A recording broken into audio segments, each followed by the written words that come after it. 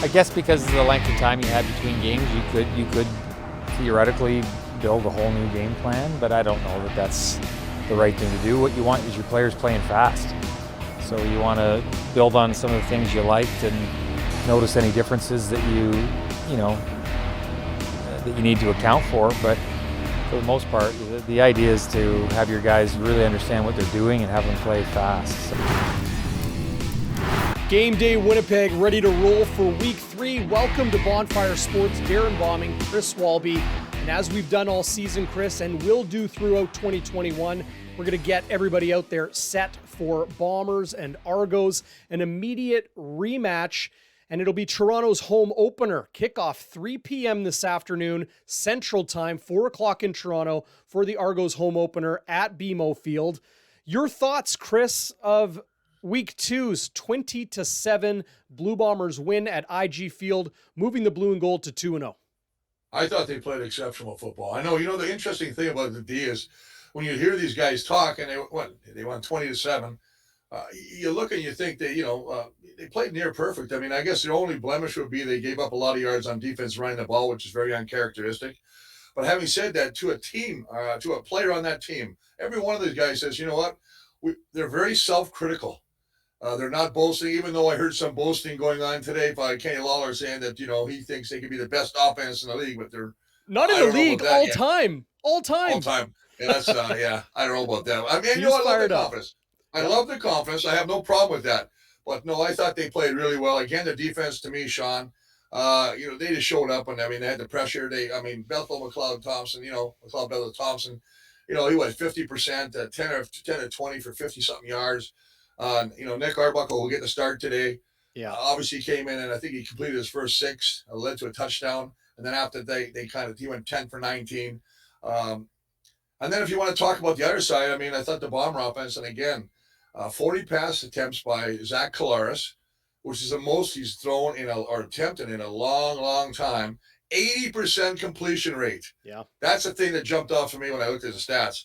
So, it's always difficult when you go back-to-back, guys, because I just think, the team knows what you're kind of going to do and what worked and what didn't work, and there's always a couple more wrinkles you're going to throw in there. But I'm just happy for Toronto because football's back in that city, and we need football to catch fire in Toronto. No question about that, Chris. And, maybe a good thing to have the defending champs in Toronto for their home opener this afternoon. Absolutely. Looking back to that Week 2 game before, we look towards Week 3 and this immediate rematch, the run game just wasn't there for the Blue Bombers. Brady Oliveira, 13 carries, 29 yards, only averaging 2.2 yards per carry. Complete night and day to Week 1, where they ran roughshod against a talented Hamilton Tiger Cats defense, albeit they were beat up. Dylan Wynn left in the middle of that game, and prior to Oliveira really kind of just, dominating in the second half, and no Ted Laurent for Week 1 as well. Now, the Toronto Argonauts did a heck of a job containing Brady Oliveira, but one thing they couldn't do was contain Zach Collaros in the pocket. We're going to hear from Zach Collaros in a few minutes here on GameDay Winnipeg, as well as offensive coordinator Buck Pierce. But, in hearing from defensive back Jeff Richards, we'll hear from him in just a second. Collaros' escapability, his ability to extend plays, get out of the pocket, you can never really count Zach Collaros out of a play. He can make things happen, and he's got confidence of his receivers there to make broken plays turn into big gains. And that's what we saw last week. It's what we might see this afternoon. Well, I think so. Anytime you got a quarterback, and that's the league. If you look at Vernon Adams in Montreal, these quarterbacks that have a Cody Fajardo in Saskatchewan, these guys have the ability to extend plays with their legs. The thing about Zach, and I mentioned this last broadcast when we did Bonfire, you know what? He's always looking downfield. He never turns to the sideline. A lot of quarterbacks will get rid of the football.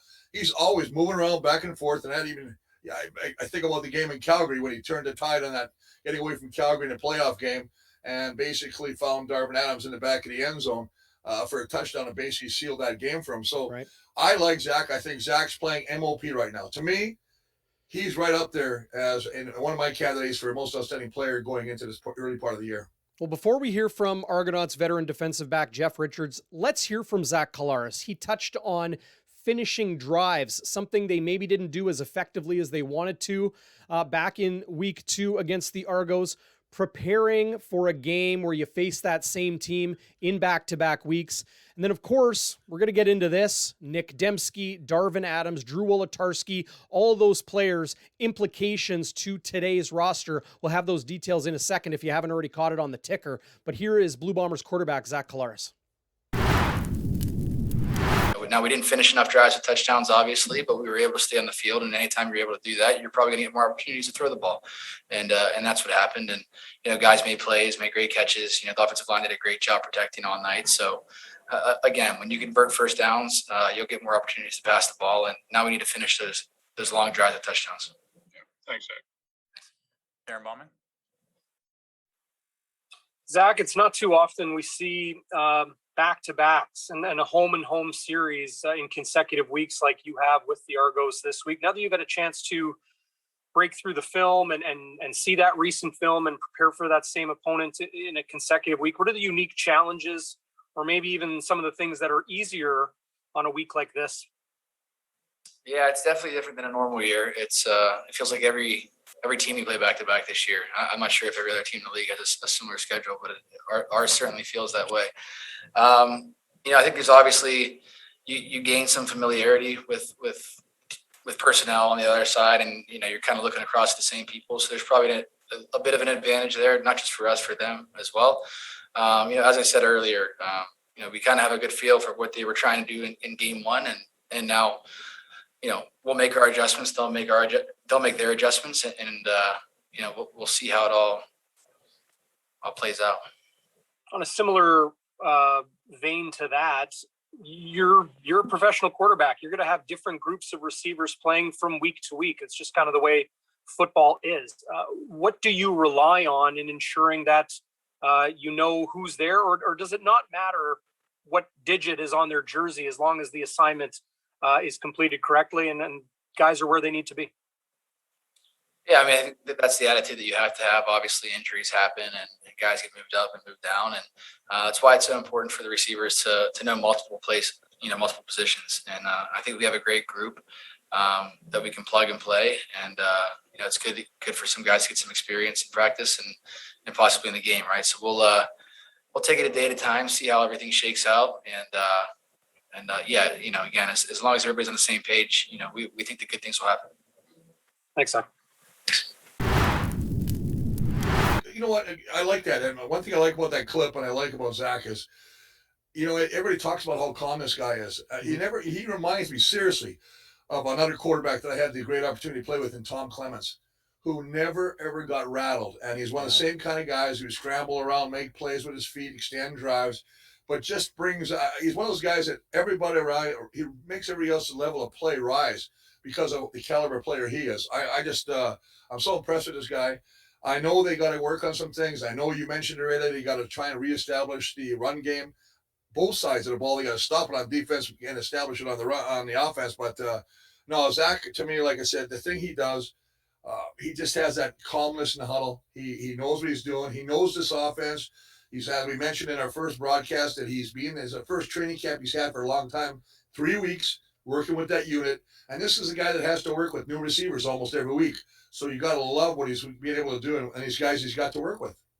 32 of 40 last week in that win over the Argos, 292 yards, 2 touchdowns, and an interception in that game. But Chris, the one thing I asked Zach Collaros about there was working with new receivers. And here we are going into week 3 and already major changes in this Blue Bombers receiving core. Good news, Darvin Adams is coming off that shoulder injury he suffered in the 3rd week of training camp, or right around that 2-week mark. I believe it was July 24th. So he's back after practicing fully this week. And Nick Dembski out is a hip injury. It seems to be the thing that's biting the Bombers most often when you look at the specifics of what injuries they are suffering. Kyrie Wilson, Jontrell Rockmore, their weak side linebackers, both still out this week with hip issues. So with Dembski out, and Drew Wolodarski, a big question mark. Mike O'Shea speaking to the media in Toronto on Friday afternoon, Chris, after the Blue Bombers landed in the Big Smoke, did not want to confirm or deny Drew Wolodarski's availability. What we do know is that it's a thorax injury. What is that? It could be anything. It's like literally from the neck to the bottom of the gut, all of the organs, anything inside the rib cage. It could be the ribs themselves, muscles, organs, soft tissue, hard tissue. It could be anything, but officially a thorax injury for Drew Wolodarski and his availability in question. So we look down the Blue Bombers depth chart, and it could be Canadian rookie James Tyrrell. Time with the Ottawa Red Blacks back in 2019, but this will be his first CFL dress this afternoon in Toronto. Well, I think, and again, we talked about the depth just earlier, right? I mean, you got a couple guys that are really starting to stand out for me. I mean, obviously, I'm really happy for Rasheed Bailey. Got his first touchdown last week. I mean, the guy was so emotional about it. He's one of those guys that I think, all his teammates love him. So they're all happy. They're jumping all over him because he got his, got that touchdown. He said he's sleeping with the football. He still sleeps with it. And then you got a guy that I think is just jumping off the page, and that's Kenny Lawler. He's got 14 for 168 already in 2 games with 2 touchdowns in that first game.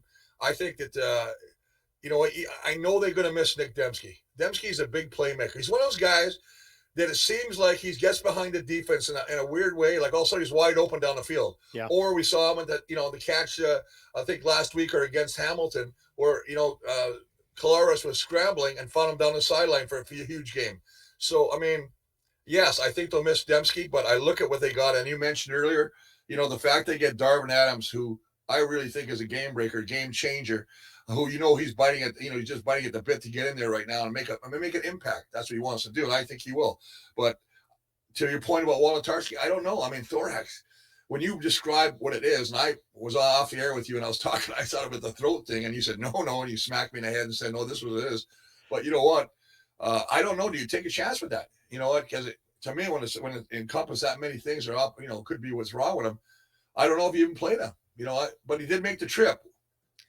So that's the thing. If he makes if it was really that bad, they wouldn't put him in. Unless, you can't make a trip. He flew to Toronto. What's he going to do? Play guitar? Yeah. I mean, I know he sings. He writes a lot of songs now, but usually when you're on the trip, you're expected to play. So we'll see what happens. He did not practice at all in those 3 practice days in Winnipeg. We mentioned James Tyrrell that might step in. A luxury the Blue Bombers are afforded is, as I mentioned, John Terrell Rockmore and Kyrie Wilson still out. That leaves Jesse Briggs to start once again at weak side linebacker right next to Adam Bighill. And being a Canadian and with those required 7 for the ratio, maybe the Bombers want to go an extra American receiver. It could be Kelvin McKnight, who we've seen through the first 2 games of the season. It could be Charles Nelson slotting into a starting lineup spot. So a nice luxury that the Blue Bombers have there. But when it comes to Collaros' escapability and the Blue Bombers maybe being more focused on the run game, let's hear from veteran defensive back Jeff Richards of the Toronto Argonauts. I asked him about those 2 areas. There's a lot of mobile quarterbacks in this league, but we've seen Zach Collaros have a great ability to extend plays and break out of the pocket and make things happen downfield. How difficult is it facing a quarterback knowing that that's a possibility on any passing down? It's tough. Again, anytime you add the element of being able to scramble and improvise, he's a great improviser down the field, man. He and those guys, I think they expect that sometimes. They run their routes, and before they stop to look back, they already running the improvisation on it. They're putting the extra on it. So just because they know that he got the ability to make a play with his feet, get out the pocket, and he keeps his eyes downfield. Whereas some quarterbacks, once they scramble, they looking to tuck it and get what they can. He's always looking to make a play down the field. So as far as the secondary, we got to always be honest. You got to lock on and latch to your guy. And the play's never over. He's definitely a play extender, man, a great improviser. I'm sure in your film analysis of the Blue Bombers, even over the last couple seasons, they like to run the football almost no matter what. Your defense did a fantastic job keeping them well under 3 yards per carry last week. Are you expecting them to change their approach or just continue to, force the issue and run the football? They are who they are. And I think that's been their identity for years, not just coming into this season. They like to establish the run game. They like to be physical. And we want to meet that challenge head on. So I expect them to come out and be who they are, and we expect to come out and be who we are. And again, we can't wait for it. If that's their plan, we beat that challenge head on. We can't wait. So. Appreciate that. Thank you, sir. Yeah, no problem. So, Chris, the Argos, the storylines through the week has been their inability to score points. And while defensively, they did do a very good job against the Blue Bombers, the focus will still be on Nick Arbuckle. He suffered a glute injury early in training camp and was not really 100% or healthy enough to get the start in week 1 or week 2. There he comes off the bench. You mentioned it, completed each of his 6 first passes when coming into the game in Winnipeg. He looked comfortable and settled. Chris, I expect this Toronto Argonauts offense to be better with Nick Arbuckle. I know McLeod Bethel-Thompson threw for 354 yards in week 1, struggled in week 2. A lot of people like McLeod Bethel-Thompson. I think Nick Arbuckle is the better overall quarterback. Well, I think his mobility is a huge thing. I think that Nick Arbuckle gives you an opportunity, as we talked about endlessly, about the escapability and maybe extending drives. The thing is, too, when you listen to his clip, he talks about the fact this is the first week that he's had an entire week. That first game when he came in last week in the fourth quarter to relieve McLeod Bethel-Thompson, that was his first action. And he wasn't taking any first team reps. It was all McLeod Bethel-Thompson. So this is the first week that he's had 3 days of good practice with that first unit. He said, I'm just getting used to some of these guys. Because, you've got Davaris Daniels, you got, you're talking Eric Rogers. They got a whole Ricky Collins. He's got to get some chemistry with these guys. But I think the thing that he does have is he's got one heck of a running back in John White. Bombers Argos getting set to go at 3:00 this afternoon. Thanks for logging in and joining us here on Bonfire Sports and GameDay Winnipeg. Hit subscribe, ring the bell, like the video, do all of those good things for us, and hit up the comments. We'll be sure to respond and answer your questions directly, or if you have comments, let it fly. That's what Bonfire Sports is all about. You mentioned John White and the huge game he had, Chris. Pulling up his numbers here, 12 carries, 111 yards, including that 30-yard touchdown in the second half. The only points the Argos were able to put up in that game. Let's hear from him on that very dangerous group he will know firsthand, and that's the Blue Bombers defensive front. How would you describe the Blue Bombers' point of attack on defense? It definitely starts with the front seven. They make a lot of things happen. They make a lot of things shake, and they're really good at it. They're good at running twists. They're good at playing off each other, and they play like a close-knit group. They play like they played in the Grey Cup last year, and last season and won a Grey Cup. You know what I mean? They trust their process, and I think it really just comes down to that. I don't really feel like there has to be any particular guy in there. I feel like they know what they're doing, and they're going to stick to it. Appreciate that. Thanks, John. Yeah, no problem.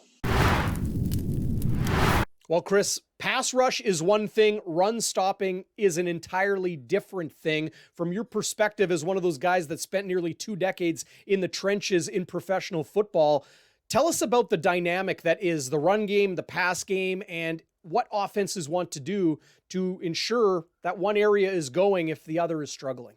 Well, you saw that last week. Obviously, they averaged 2.9 yards a rush as a team. And we're not just talking about, Brady Oliveira. But the thing I think about it is that forced, obviously Zach Collaros to throw the ball more than he probably wants. But he still, like I said, he threw for 80%, completed a lot of passes. He kept drives alive. Now, are they happy? No. Because what's this team known for? And you talk to, the defensive guys in Toronto, they know. Their bread and butter, the Bombers' bread and butter, is establishing that line of scrimmage and running that football. They've got to reestablish that today. They need to get more physical, I think. I think they had to, listen, you got to give Toronto credit. Their defense played really well. They were scouted. I remember Glenn Young their defensive coordinator was a linebacker defensive coordinator working under Richie Hall here. So he knows what the Bombers like to do. I thought he had an excellent game plan. I mean, they played well. Offensively for the Argos, I think they struggled. I mean, I think that's why I think McLeod Bethel-Thompson got pulled. He missed some guys. His passes were over. I know he had pressure. I mean, I saw Jackson Jeffcoat had a whale of a game last week. I know we talked about Willie Jefferson, but those guys, the guy on the other side, boy, he played well.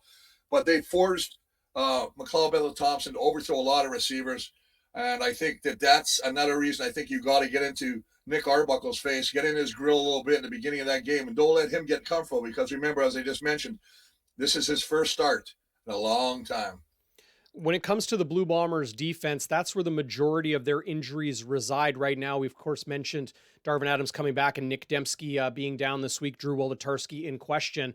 But you mentioned Jackson Jeffcoat through the 3 days of practice this week, did not practice day one, limited on day 2 and 3. Willie Jefferson limited in all 3 days, both of them dealing with hip issues. Willie Jefferson also an ankle. He played through that ankle issue in week 2. So probably a positive indication there that he's just kind of nursing those bumps and bruises and nothing too concerning there. He looked like both of those guys when they were in during 12-on-12 reps in practice this week. They looked pretty okay to me. So I expect them to go this afternoon. Steven Richardson will miss another game with a foot injury, did not practice all week, still walking with a pretty noticeable limp during practice here in Winnipeg, but it leaves the opportunity for some other guys, including Casey Sales.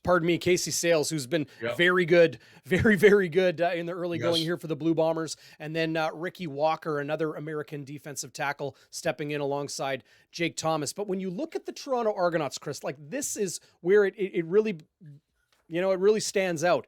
On the 6-game injured list for the Argos, defensive back Robertson Daniel, one of their starters. Juwan Breskayson on the 6-game after suffering an injury in Winnipeg. Cordero Law is on the 6-game injured list, a fantastic defensive lineman.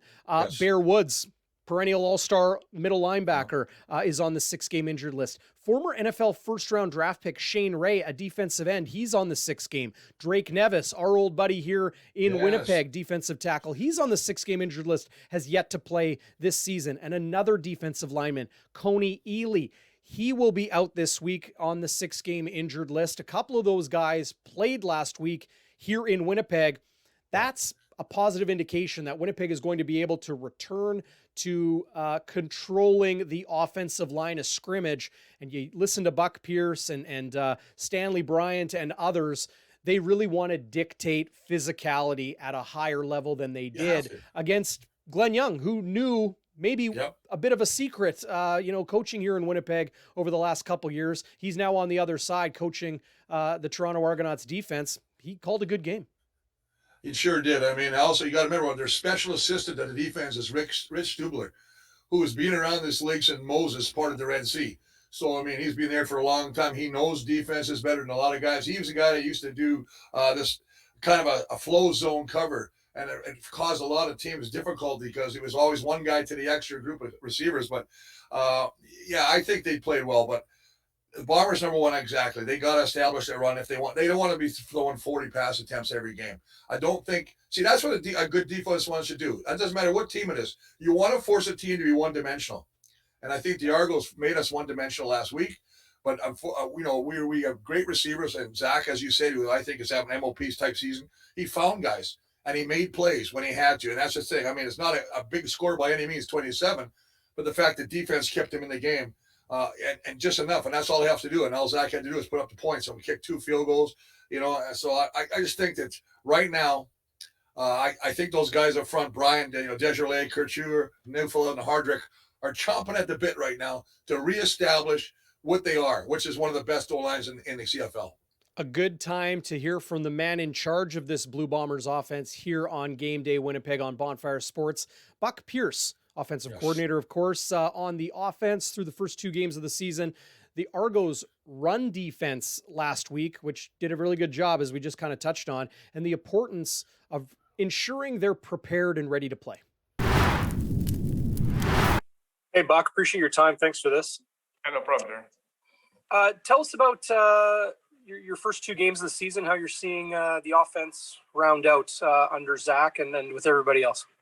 Well, yeah, I mean, just like anything, I think everybody else in the league would also say, we're trying to improve a little bit every game, get one play smarter here or there, and just, continue to grow as a group and as individuals, so obviously, I'm pleased with our effort and just continuing to, build, that's what the CFL season's about. And learning from mistakes, and also learning from our successes as well. Tell me about the run game. Week 1, you had a huge performance from the offensive line and Brady Oliveira. And then last week, maybe not as effective on the ground. What did you see from Toronto in week 2?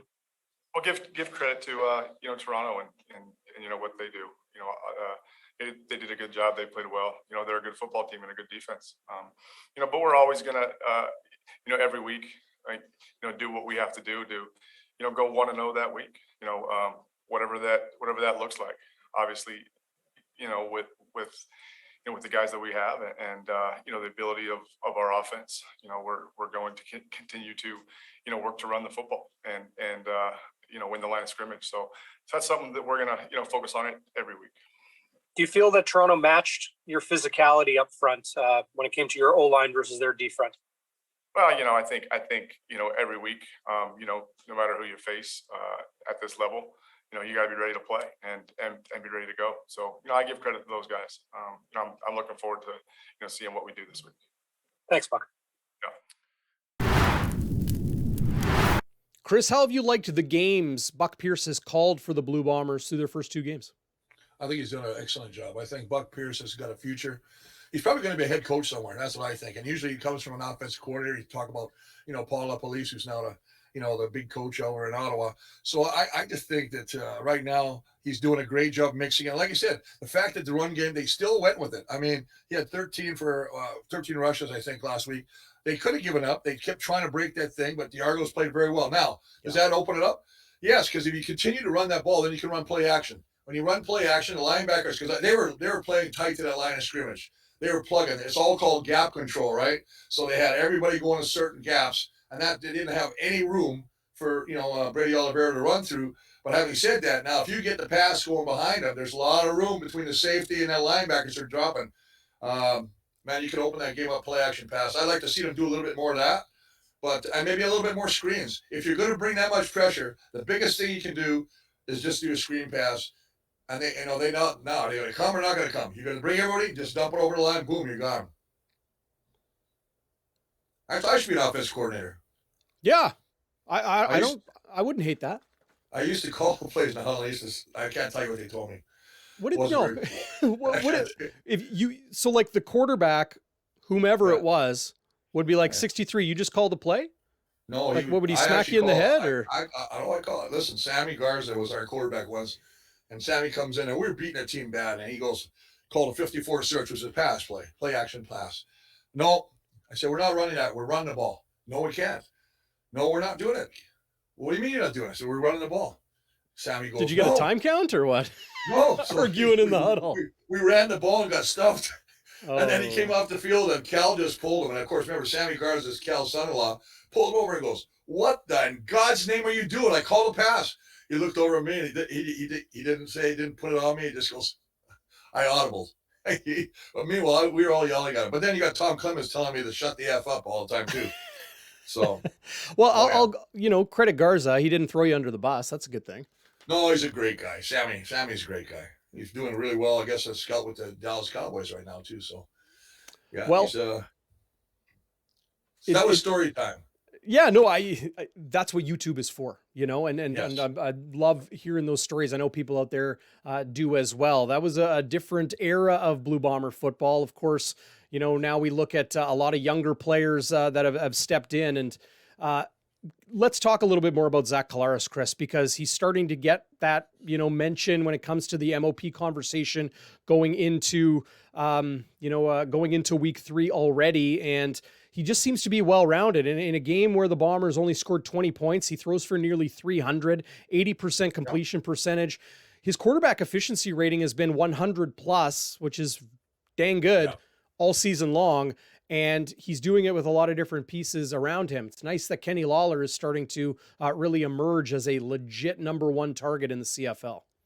And it's interesting you mentioned Kenny Lawler, because if you talk to Zach and he'll say, hey, you know, you had a pretty good game. You know, he's like, no, I didn't. I underthrew Kenny Lawler, and that led to the interception by I think it was who was it? Jamal Peters, who intercepted the ball in the end zone. I mean, and he wanted that pass back. And that tells you what a quarterback does too, right? You have to have a short memory, right? Come back and throw the ball again, which he did.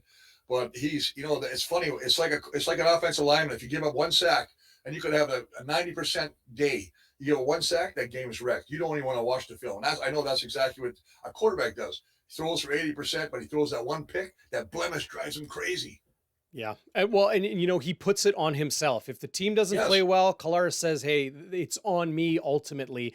That's a great leader. And you see that really throughout the Blue Bombers lineup. It's not just the starting quarterback. It's not just, say, Adam Bighill on defense. All of those guys, like, you know, you hear from Mike Jones or Nick Taylor, you know, second, third year guys on this team. They want to put the team on their back. They want to take that accountability first and foremost. And if everybody does that, that's a tough thing to contend with when you're on the other side of the football, because every single guy you're looking at knows that, you know that he's accountable for what happens. But that's a big point there. You have to be responsible for your own job. And a lot of times what happens is some guy will try and compensate and cheat, maybe to help another guy in the field, especially in the secondary. And as a result, he gets exposed and a big play goes behind him. So what it is basically, accountability 100%, but accountability to your own job. Don't do too much. Just do what you have to do. Know your assignments and be where you're supposed to be. That's what he always preach. I want to hear from Jordan Younger. Chris, he is by far and away one of my favorite people in the entire CFL to talk football with. He was obviously a standout defensive back in the CFL, time in the National Football League. Like, you watch YouTube clips of Jordan Younger play, man, he could straight up ball. And a longtime teammate as players with head coach Mike O'Shea, of course, now in charge of the Blue Bombers defensive backs group and a young group as well. Here's my exchange with Jordan Younger. Hey, Coach Younger, how are you? I'm good. How are you? Good to talk to you again. Let's talk about some of these young DBs. Obviously, that's one of the leading storylines coming into this season and through the first two games. Doesn't matter if it's Josh Miller in week 2 or Dietrich Nichols and DeAndre Alford in week 1. Even Noah Hallett making some things happen in his first pro game. How impressed are you with this group collectively? Very impressed with them. We have good veteran leadership in the group coming from, guys like Brandon Alexander and Nick Taylor. They kind of set the tone for the group to give the guys the standard, and they bought in. So they do the work, on the field. They do the work off the field. They do the film study together, and they spend a lot of time with each other as a unit, right? Just trying to go over all the situations. And then fortunately, through the first 2 games, it shows. What have you seen in Mike Jones? Obviously, really popped off the page, making a lot of plays in the Grey Cup win. Locks down one of your corner spots out of training camp, and then due to a couple injuries to Mercy Maston and Josh Johnson, there he is moving to a very different position at the dime. Is he that versatile? You can kind of put him anywhere.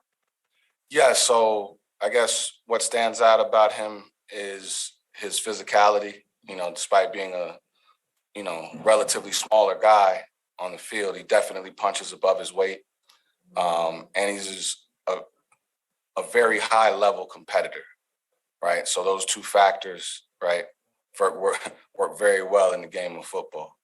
Due to the injuries, we had to make some moves. He has the most experience in the system, right, understanding how the ins and outs of it work, and the dime position is definitely a more difficult position for the younger guys to pick up. And so we felt like Mike Jones was the best fit for the situation we're in right now.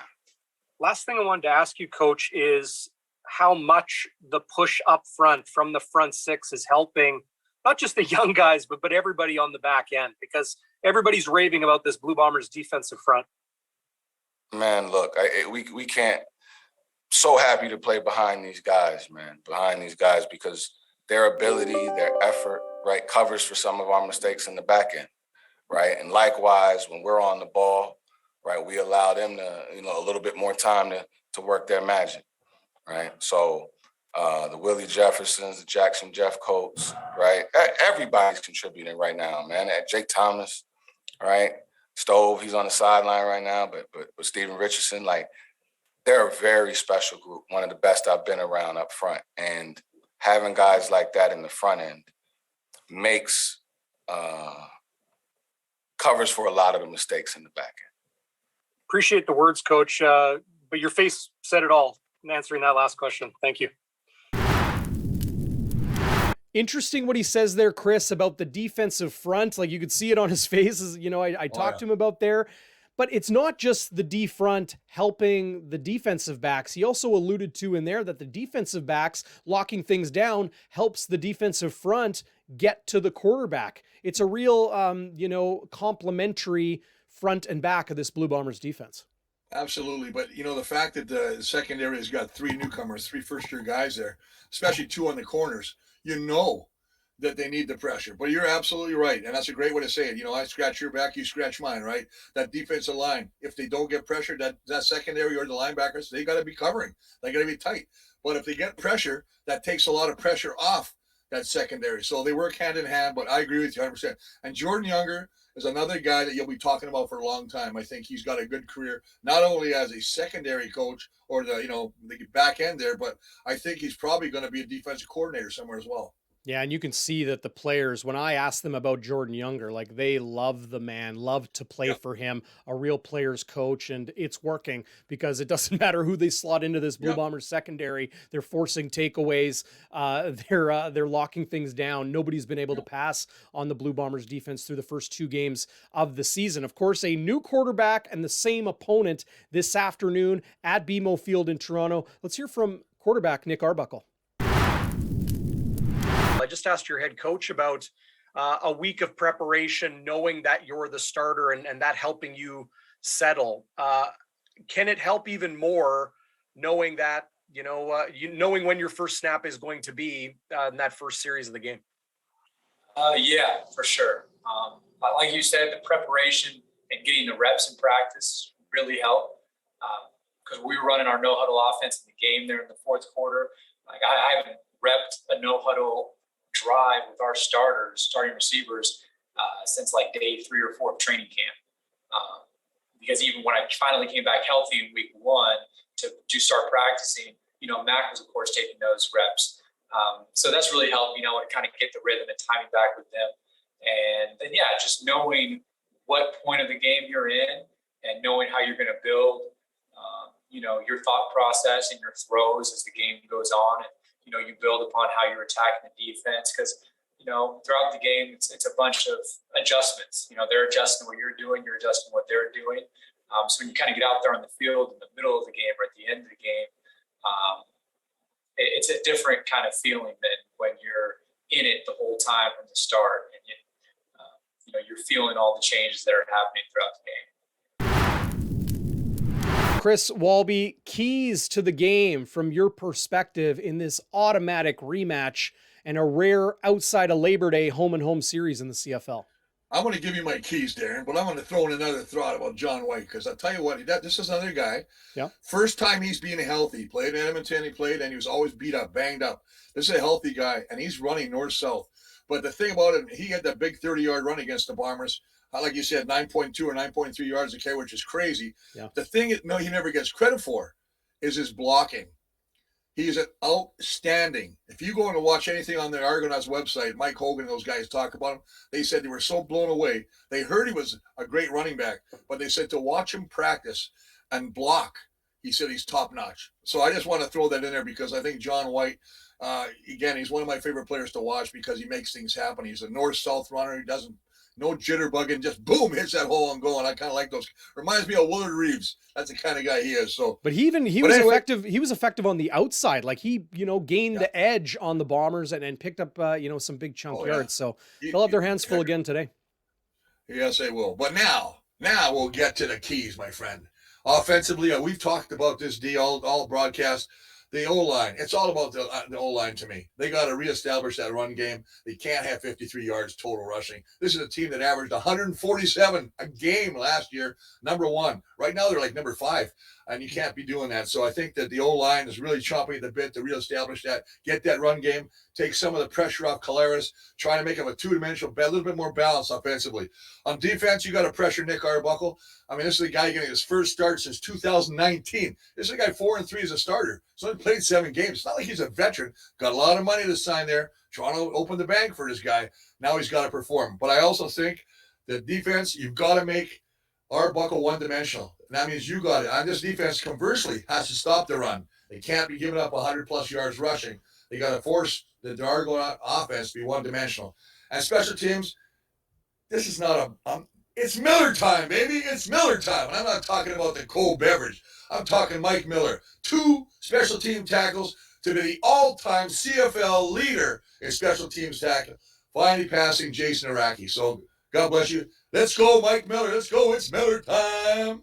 I call him the killer, Mike Miller. He is absolutely a force to be reckoned with on the Blue Bombers special teams. And even if he's not able to make the tackle, he's that guy in the huddle, really coaching guys up to be in the right place at the right time. And he's always told me, Chris, I love this. And I imagine it's a little bit similar to being an offensive lineman. You got to have a little bit of a screw loose to be an effective special teams player. You got to really go down there like a bat out of heck. And it's what? Sacrifice. You got to sacrifice your body. You're the guy going into the wall. You know what? Do you remember a guy named Bobby Thompson? No. So Bobby Thompson used to play with us when I first started back in the old days. And Bobby Thompson was 6'8", huge. I think he went to Utah U or whatever, but he was just, and they had him on kickoff cover. This is a guy who was 6'8", 330 pounds. He was on kickoff cover. He'd run through that, and they had him running down and busting a wedge.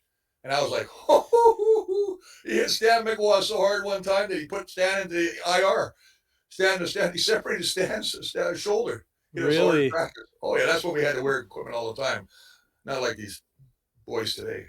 Well, I can't imagine a guy that size barreling down the field on specials to set the wedge, but different time of pro football. Absolutely. Yeah. Chris, I don't think we've heard from, maybe I'm mistaken, but I don't think we've heard from Argonauts head coach Ryan Dinwiddie, of course, the Blue Bombers starting quarterback in the 107th Grey Cup. Sorry for itching at that scab, Bombers fans.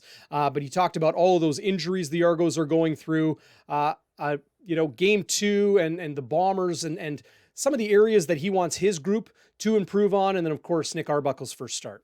You got 9 guys on the 6-game injured list, which I don't have to tell you is a lot, and a handful of them either projected starters or players that have started for you so far this season. How are you as a team handling, so many different guys needing to come in? Yeah, it's been the next man up kind of philosophy. It's been unfortunate. We've had a lot of injuries. We've got to, kind of piece it together and make it work, throw some tape on it, I guess. But we got no excuses. Everybody else across the league's been having the same thing, right? So having the year off, we knew there was going to be some bumps and bruises and some injuries, but not quite as much as we've had right now. But that's part of the game. We got to overcome it, and we got to make sure we come out of this game healthy as well. Where do you really need to focus on changing your approach for this coming week, or need to be better in this second game against Winnipeg? Yeah, we got to be better on special teams and offense. I thought defense did a good job last week. They did exactly what we needed to do to get a win. Unfortunately, we didn't do that.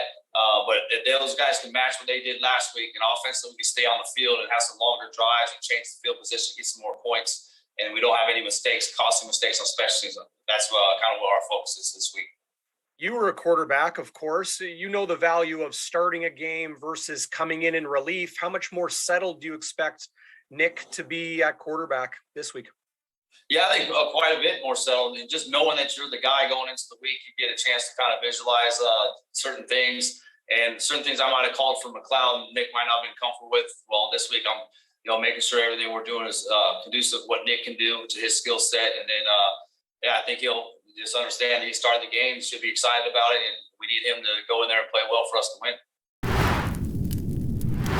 Okay, Chris, week 2 in the books, week 3 already underway with the Edmonton Elks going into BC Place and upsetting them, both by the betting lines and with it just being upsetting their party that was their 2021 home opener. A 21-16 win for Edmonton, their first of the season, and their first win, BC's second loss now.